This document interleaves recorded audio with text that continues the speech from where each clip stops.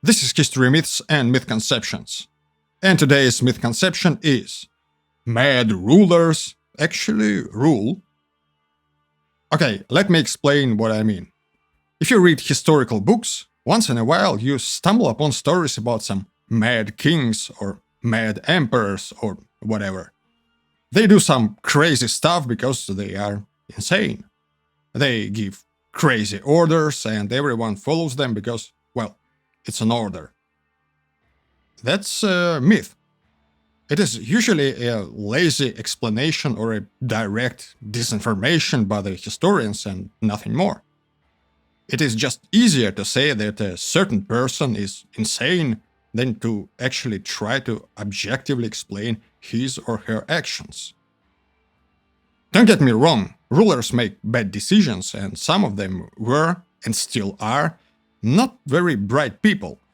But there's a huge difference between making a seemingly strange or even outright stupid decision and having an actual mental illness.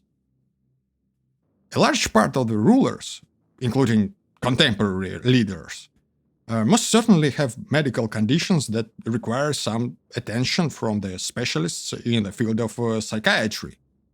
But again, there is a difference between a mild pathology and a straightforward madness. Seriously insane people don't rule anything, and they exist only in the imagination of the writers who try to sell us some kind of propaganda. At some point, it just became a cliche, kinda like in the movies. You watch a film and one guy hits another with a blunt weapon to incapacitate him. The guy loses consciousness and wakes up 1 hour later somewhere else. That's a lazy plot device. In reality, that means permanent brain damage, and most of the time, the guy will never stand up. Exactly the same situation as with the Mad King. He will never stand up, so to speak. He's done. The actual story of a mad ruler is the story of someone like King George III of Great Britain. Late in his long reign, he actually became insane.